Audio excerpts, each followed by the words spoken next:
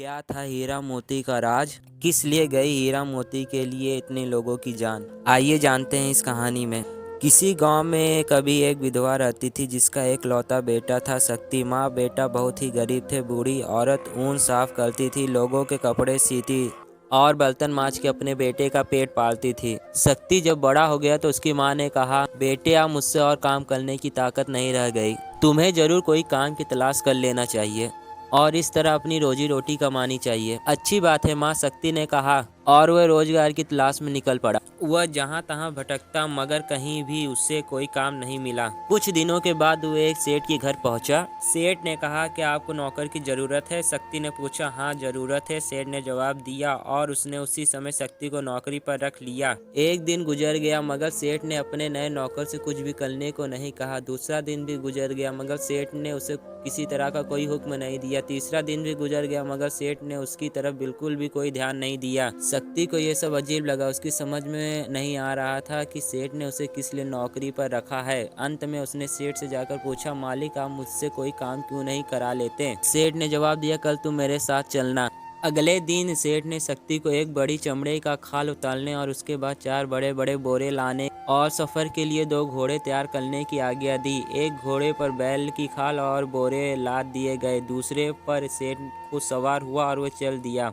जब वे बहुत दूर एक पहाड़ के बीच में नीचे पहुंच गए तो सेठ ने घोड़े को रोका और शक्ति को बोरे और बैल की खाल उतारने का आदेश दिया। शक्ति ने ऐसा ही किया। तब सेठ ने कहा कि शक्ति बैल की खाल और उलट कर उस पर लेट जाओ। शक्ति को समझ में नहीं आया कि किस्सा क्या है मगर उससे मालिक का हुक्म टालने को हिम्मत नहीं है। उसने वैसा ही किया जैसा मालिक ने कहा। सेठ ने शक्ति को खाल में लपेट कर बंडल सा बना दिया, उसे अच्छी तरह कस दिया और एक चट्टान के पीछे छिप गया। कुछ देर बाद 2 बड़े बड़े पक्षी वहां आए। उन्होंने उस खाल को अपनी चोंचों से पकड़ लिया जिससे ताजा मांस की गंध आ रही थी और एक ऊंची पहाड़ की चोटी पर उठा ले गए।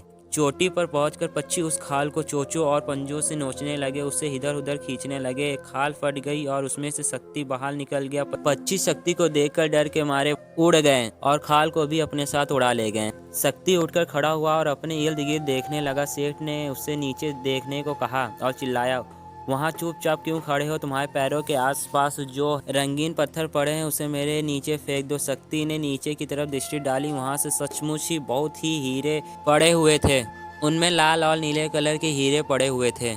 हीरे बड़े बड़े और खूबसूरत थे और धूप से खूब चमक रहे थे। शक्ति हीरे उठा उठा कर नीचे सेठ के पास फेंकने लगा। शक्ति बहुत देर तक काम करता रहा। अचानक उसके दिमाग में ख्याल आया तो उसने खून सूख गया। मालिक, मैं यहाँ से नीचे कैसे उतरूंगा? उसने पुकार कर सेठ से पूछा। कुछ ही हीरे नीचे फेंक दो, सेठ ने जवाब दिया। मैं बाद में तुम्हें नीचे उतरने का तरीका बताऊंगा। शक्ति ने उस पर विश्वास किया और हीरे नीचे फेंकता रहा। जब बोरा ऊपर तक भर गया तो सेठ ने उसे घोड़े पर लाद दिया। ए बेटे, उसने हंसते हुए शक्ति को पुकार कर अब कहा, अब तो तुम समझ गए होगे कि मैं अपने नौकर से क्या काम करवाता हूँ। देखो तुम वहाँ पहाड़ पर तुम्हारे जैसे कितने और। इतना कहकर सेठ ने घोड़े को हाँक लिया। शक्ति पहाड़ पर खड़ा हो गया। वह नीचे उतरने के रास्ते को तलाश करने लगा मगर वहाँ तो सिर्फ खड्डा और खाइयाँ भी थीं, पर इन जगह उसने हड्डियां बिखरी पड़ी देखी। ये उन लोगों की हड्डियां थी जो शक्ति की तरह उल्लू बनकर सेठ के जाल में फंस गए। शक्ति कांप उठा। अचानक उससे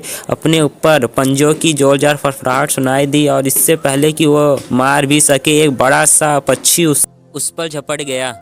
वह शक्ति के टुकड़े ही करने वाला था मगर शक्ति ने अपना होश हवास कायम रखा और अपने दोनों हाथों से उस पक्षी के पैर पकड़ लिए, उन्हें कसकर पकड़ा।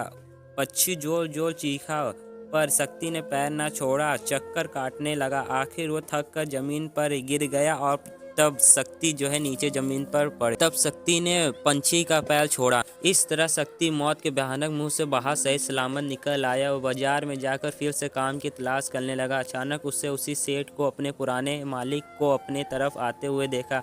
सेठ ने, क्या आपको नौकर की ज़रूरत है? शक्ति ने पूछा। सेठ क्या सोचा था कि उस जानलेवा हमले से कोई बचकर बाहर निकल सकता है। सेठ ने उसे नया नौकर समझकर अपने साथ ले गया, इसलिए उसने शक्ति को कोई दूसरा ही समझ लिया और उसके साथ घर ले गया। कुछ समय के बाद सेठ ने शक्ति को एक बैल की खाल लाने को कहा। उसके बाद 2 घोड़े तैयार करने और 4 बोरे लाने का हुक्म दिया हुए उसी पहाड़ की तरफ रवाना हो गया। वहां पहुंचकर सेठ ने पहले की भांति शक्ति को खाल पर लेटने और उसे अपने गिल्द लपेट कर लेने का हुक्म दिया। शक्ति ने कहा कि सेठ मुझे करके दिखाइए, मुझे समझ में नहीं आया कि कैसे करना है। तो सेठ ने उसी तरह खाल के ऊपर लेट कर शक्ति को बताने लगा।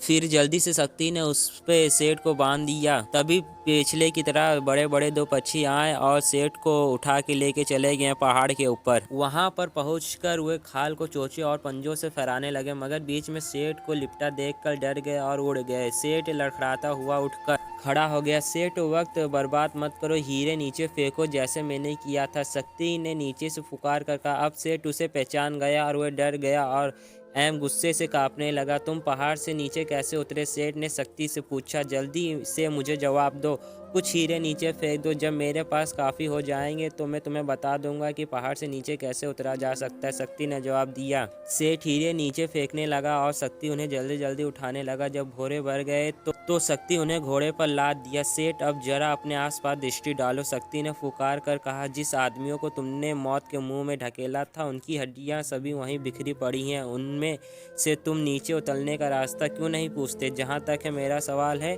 मैं तो अपने घर चला। इतना कहकर शक्ति ने घोड़े का मुंह मोड़ा और अपने घर की ओर चल गया। सेठ पहाड़ की चोटी पर इधर उधर दौड़ता हुआ धमकियां देता और चीखता चिल्लाता रहा, मगर व्यर्थ। यहाँ उसकी आवाज़ सुनने वाला कौन था? और अंत में उसका वही हाल हुआ जैसे अनेक लोगों का हुआ, उनके भुलावे में आकर हुआ था। सच में दृष्टि इसलिए होता है, कर भला तो हो भला। अगर आपको ये वीडियो अच्छी लगी हो तो वीडियो को लाइक और सब्सक्राइब करना ना भूलें।